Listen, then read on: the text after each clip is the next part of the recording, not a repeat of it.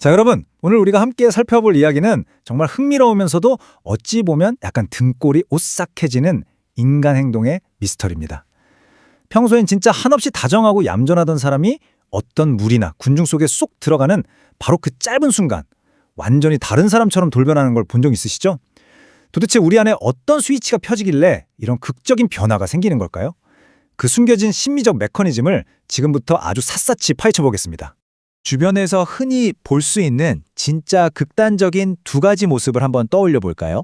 평소 식당에서 주문이 잘못 나와도 종업원한테 말 한마디 못할 정도로 조용하고 자기 행동 하나하나에 되게 조심스러운 분이 있다고 쳐보죠.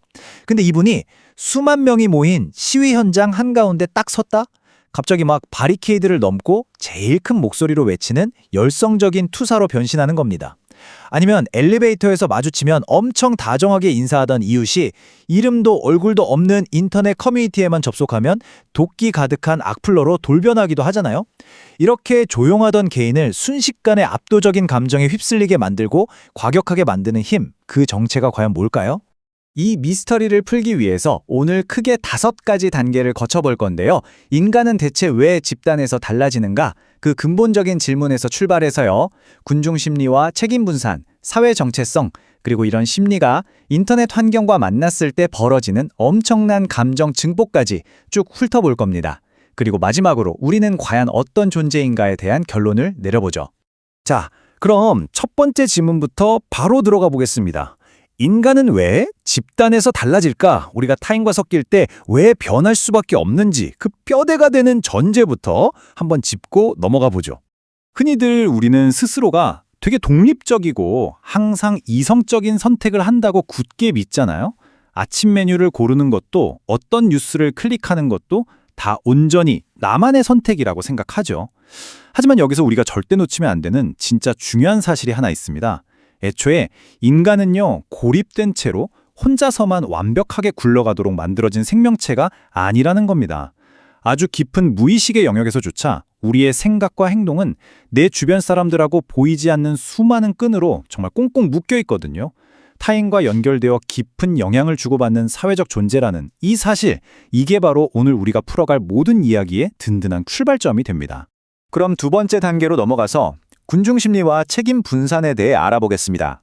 무리 속에 들어갔을 때 동조 현상과 익명성이 어떤 마법을 부리는지 본격적으로 파헤쳐 볼까요? 여기서 진짜 재밌는 게 뭐냐면요. 우리는 정말 나도 모르는 사이에 주변 사람들의 반응을 거울처럼 싹 다 모방해버린다는 거예요. 집에서 혼자 코미디 프로 볼 때는 그냥 피식하고 말았던 장면인데 꽉 찬 영화관에서 다 같이 볼 때는 막 배를 잡고 빵빵 터진 경험 다들 있으시죠? 반대로 누군가 엄청 화를 내는 무리 속에 섞여 있으면 어느새 나도 그 집단적인 분노에 순식간에 전염되어 버립니다. 무의식적으로 주변 분위기를 싹 읽어내고 다수의 반응에 빠르게 맞춰가도록 우리 뇌가 그렇게 세팅되어 있기 때문이죠. 이렇게 사람들의 감정이 하나로 착 동기화되면 그때부터 진짜 놀라운 변화가 시작됩니다. 혼자 방에 있을 때는 온전히 내 책임이었던 생각이나 행동이 집단이라는 커다란 울타리 안에 쏙 들어가는 순간 우리의 행동으로 확 옅어져 버리거든요. 심리학자들은 이걸 책임 분산이라고 부릅니다. 수많은 군중이라는 거대한 익명성의 투명 망토를 딱 걸쳐 입는 순간 내 마음속에 있던 도덕적 브레이크가 확 풀려버리는 거죠. 에이, 나 하나쯤 소리쳐도 아무도 모를 거야. 남들도 다 저러는데 뭐 어때? 하는 안도감. 이 안도감이 평소라면 절대 넘지 않았을 선을 너무 쉽게 넘게 만듭니다. 결국 개인은 집단 속에서 훨씬 더 공격적이고 충동적으로 변하고 극단적인 행동까지 서슴없이 하게 되는 겁니다. 다음으로 세 번째, 사회 정체성. 우리와 그들에 대한 이야기입니다. 이 거대한 집단이 어떻게 나라는 사람 자체를 아예 새롭게 포맷해버리는지 한번 들여다보죠. 우리가 세상을 살아가면서 스스로를 그냥 내 이름 석자로만 소개하진 않잖아요. 우리 인간은 본능적으로 학교나 국가 혹은 특정 아이돌 팬덤이나 정치적 지지 모임 같은 새로운 부족을 끊임없이 찾아 헤맵니다. 도대체 왜 그렇게 어딘가에 꼭 소속되려고 애를 쓰는 걸까요? 이걸 진화심리학적으로 쭉 거슬러 올라가 보면요. 아주 먼 옛날 우리 조상들한테 무리에서 혼자 뒤처진다는 건 곧 생존의 위협, 그러니까 죽음을 의미했습니다. 살기 위해서 어떻게든 무리에 찰싹 달라붙어 있어야 했던 그 절박한 본능이 지금 우리한테도 그대로 남아있는 거죠. 세상이 아무리 험난해도 어딘가에 딱 속해 있다는 소속감은 우리한테 엄청난 안정감을 주고 또 내가 누구인가를 알려주는 단단한 뿌리가 되어주거든요. 근데 여기서 끝이 아닙니다. 어떤 집단에 아주 깊게 소속돼서 오래 머물다 보면 그냥 가슴에 이름표 하나 딱 다는 정도로 끝나지 않아요. 머릿속에서 아주 엄청난 재배선이 일어납니다. 쉽게 말해서 그 커뮤니티나 팬덤에서 쓰는 특유의 유행어나 밈, 말투를 어느새 내가 일상생활에서도 막 자연스럽게 쓰고 있는 거예요. 이게 더 깊어지면 어떻게 되냐고요? 무엇이 옳고 그른지에 대한 나만의 굳건했던 가치관마저도 집단의 방향에 맞춰서 통째로 뜯어 고쳐집니다. 심지어 어떤 뉴스를 봤을 때 느끼는 슬픔이나 분노의 감정, 스위치마저 집단의 기준에 완벽하게 맞춰져 버리죠. 내가 집단에 속한 게 아니라 집단이 내 안으로 쑥 들어와서 나를 조정하는 수준이 되는 겁니다. 하지만 참 안타깝게도 이렇게 서로 끈끈하게 뭉치려는 우리의 자연스럽고 따뜻한 본능이 때로는 아주 날카롭고 위험한 부작용을 만들어냅니다. 우리라는 단단한 묶음이 생기는 바로 그 순간 필연적으로 울타리 저 밖에는 그들이라는 외부인이 생겨나잖아요. 우리 편이 한 실수에는 그럴 수도 있지 하면서 한없이 너그러워지는데 저쪽 편이 한 행동은 의도부터 막 의심하고 무조건 틀렸다고 매도하는 끔찍한 편향이 생겨납니다. 나는 선하고 저들은 악하다는 이 원초적이고 단순한 이분법이야말로 지금 우리 사회를 병들게 하는 극심한 편가르기와 양극화를 끊임없이 만들어내는 주법이라고 할 수 있죠. 자, 그럼 네 번째 주제인 감정 증폭과 인터넷 환경으로 넘어가 보겠습니다. 앞서 말한 이런 본능적인 심리들이 현대의 기술, 특히 스마트폰과 소셜미디어를 만났을 때 과연 어떤 폭발적인 반응을 일으키는지 확인할 차례입니다. 집단이라는 공간은요, 그냥 1 더하기 1은 2가 되는 그런 단순한 덧셈의 세계가 절대 아닙니다. 비슷한 생각을 가진 사람들이 놓인 이른바 반향실 안에 들어가면 우리 뇌는 본능적으로 남들의 감정을 쫙 빨아들이고 동조하려고 하거든요. 그래서 나와 똑같은 생각을 하는 사람들의 격렬한 반응을 보는 순간 그 감정이 좁은 방 안에서 튕기는 메아리처럼 걷잡을 수 없이 커집니다. 혼자 방에서 느꼈을 때는 그저 성냥불 켜듯 작은 불씨였던 감정도 군중의 공감과 전염을 거치는 순간 말 그대로 어마어마한 폭발을 일으키게 되는 거죠. 이러한 감정 증폭 구조에서 소셜미디어는 그야말로 브레이크 고장난 가속 페달입니다. 이게 어떻게 굴러가는지 한번 상상해 보세요. 누군가 일상에서 느낀 불만이나 공포심을 자극하는 글을 딱 올립니다.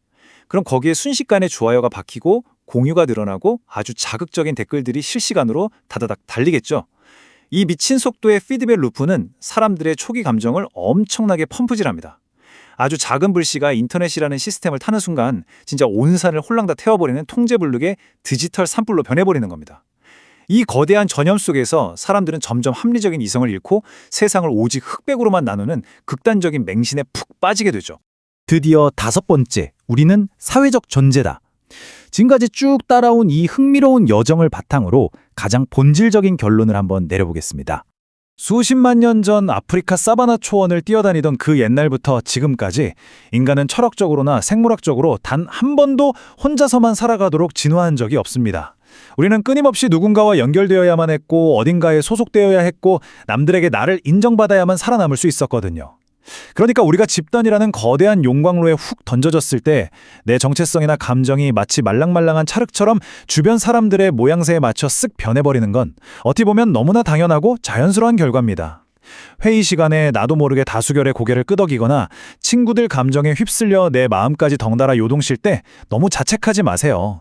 그건 여러분이 줏대가 없어서가 아니라 뼛속까지 완벽한 사회적 존재로 태어났기 때문이니까요. 자, 오늘 우리가 함께 다룬 3가지 큰 기준을 쫙 한번 정리해볼까요? 먼저 군중심리는 내 마음속 나침반을 고장내서 당장의 행동을 바꾸고 책임감이라는 브레이크를 없애버립니다. 이어서 사회 정체성은 내 장기적인 가치관을 통째로 흔들어 놓고 세상을 우리 아니면 적으로 쪼개버리죠. 그리고 마지막으로 감정 증폭 메커니즘은 우리의 아주 단순하고 작은 기분을 절대 꺾이지 않는 무시무시한 극단적 확신으로 뻥튀게 해버립니다. 방에서 혼자 얌전히 책을 읽던 개별적인 나가 거리에서 떠낸 인터넷 댓글창에서 거대하고 뜨거운 우리로 흡수되어 버리는 이 완벽하고도 소름 돋는 메커니즘. 이제 확실히 감이 오시죠? 오늘 살펴보니 인간 본성의 놀라운 이면을 통해 마지막으로 여러분께 조금 도발적인 질문을 하나 던져보고 싶습니다. 다음에 여러분이 수만 명의 꽉 들어찬 콘서트장에서 막 열광적으로 환호할 때 아니면 아주 뜨거운 논쟁이 벌어지는 커뮤니티에 분노의 키보드를 두드리려 할 때 딱 3초만 멈춰서 스스로에게 한번 물어보세요. 지금 내 심장을 뛰게 만드는 이 분노, 이 열광, 과연 어디서부터 어디까지가 진짜 오롯한 나만의 것일까? 아니면 그저 수많은 군중이 내 목소리를 빌려서 대신 소리치고 있는 것일까? 오늘 준비한 이야기는 여기까지입니다. 네, 그렇듯 여러분을 둘러싼 이 복잡한 세상의 이면에 대해 계속해서 즐거운 호기심을 가져보시기 바랍니다.